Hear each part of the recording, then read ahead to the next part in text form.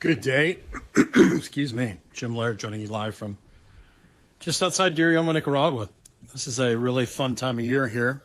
This is what I would call the peak of summer, just before rainy season starts, like towards the end of May. And so it's a really neat time of year. It's very dry. It rained here the other day. It was weird. But like this banana tree fell over last night. So, you know, how many people get to have a banana tree in their backyard? Just pretty cool. You see this here. This big old banana tree decided to fall over. So we've got bananas. Lots of bananas around here. Really cool too is I've got this giant my motorcycle over there. This giant bamboo.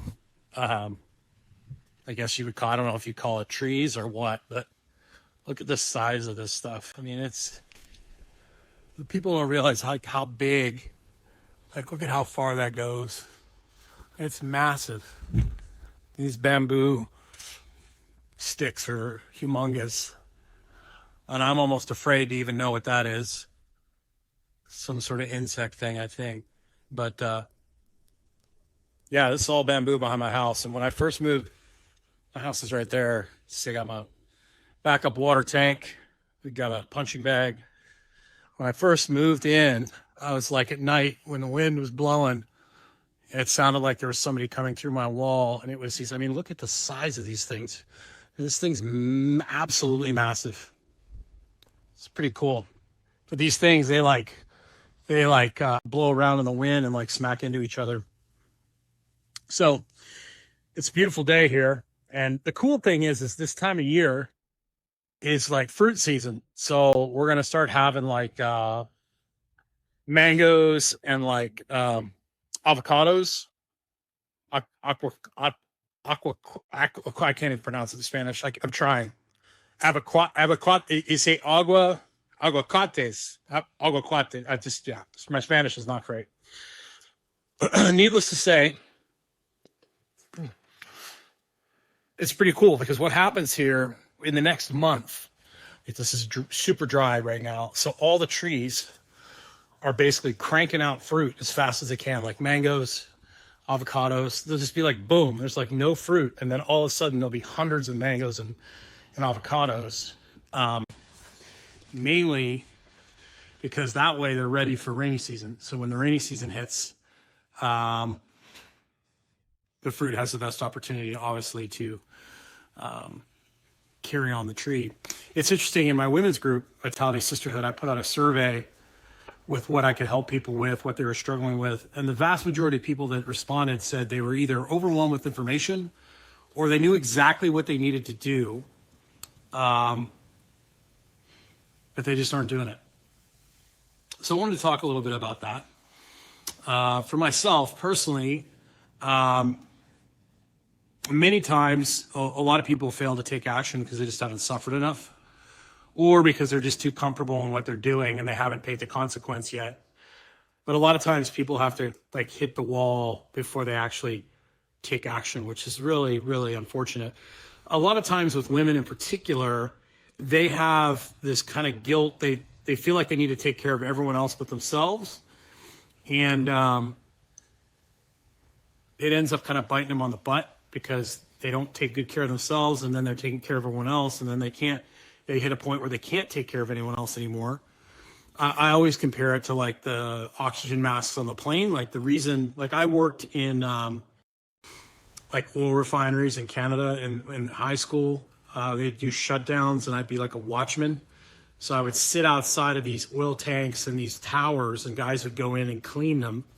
And a lot of times there'd be chemical vapors in there, and things like that, or they'd wear masks. And but the problem is sometimes their oxygen supply would get, or they'd run into like different types of gases or whatever. They'd pass out. There'd be a rope attached to them. So if somebody passes out in a tank or in a tube, like you don't go in after them because you're probably going to pass out too. You call for help and you try and pull them out, and then people come and they put, like Scott air packs on, and they go in and get them. It's kind of like that on the airplane. Like you don't put the oxygen mask on the other person because you could pass out. If you have somebody who's not capable of putting the mask on themselves, if you pass out, before that you put that mask on that person, that person's in trouble and you're gone too. So that's why you always put the mask on yourself, and then you put it on the people that can't take care of themselves after that. So you have to put yourself first. And a lot of women feel guilty about self-care. And then just completely, people just overwhelmed with so much. I mean, every day there's so much information. Like a lot of the clients that I work with, a lot of it is like, they'll be like, I saw this new thing. And it was like, well, that doesn't really change the fact that you have to be doing, are you doing the basics? And they're like, no, not really. So, there's just so much overwhelm with programs and information. And it's like, I was watching a video the other day, and the guy's like, there's so all these videos about all sorts of different fancy, especially for young kids, like all these fancy training methods and contrast methods and this method and that method. He's like, my kids can't even laterally skip. He's like, why are we worried about all this fancy stuff when my kids can't even do a lateral skip? And it's the truth. Most people's basic fundamental habits are terrible. And watching all these fancy things on the internet doesn't really help matters much for most people. And then you've got the whole, when you don't feel good about yourself and you're in a bad place, it's much easier to just zone out on Netflix or scroll on your phone or distract yourself with whatever, wine, chocolate, whatever you want to do, than to do the deep work to improve yourself, right? Because doing deep work and looking at yourself is always not easy. Trust me, I've been doing a lot of that lately. And so what do we do with somebody who, one, some people just need to hit rock bottom before they'll actually change. Two, other people, the task is so daunting to them that they don't even try. And so that's why I always start off like little tiny things. Like people come and work with me and they're like, that's all you want me to do? And I'm like, yeah, that's all I want you to do. I just want you to go outside 3 times a day. Just do that for a week. And then once you've done getting outside 3 times a day for a week, then maybe we walk, or depending on where the person's at, maybe they can walk 10 minutes 3 times a day. And we just start with what they can do. And then we layer the habits. And it's really about accountability. And it's really about educating people. So there's just so much overwhelm today.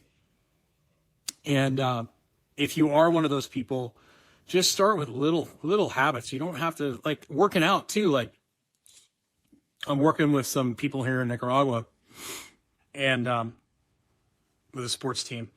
And it's amazing just doing basic calisthenics, which a lot of these guys haven't really been, we don't have fancy equipment. We don't have anything, but just doing some real basic things. The improvement I've seen in a very short period of time. And I know that from working in the States too. Like I worked at a high school for like 8 years with very minimal equipment, and just getting these guys to like learn how to land and jump and stop and decelerate on one foot and drop their hips and get them moving in different ways and doing some real basic warm-up stuff, improve them dramatically.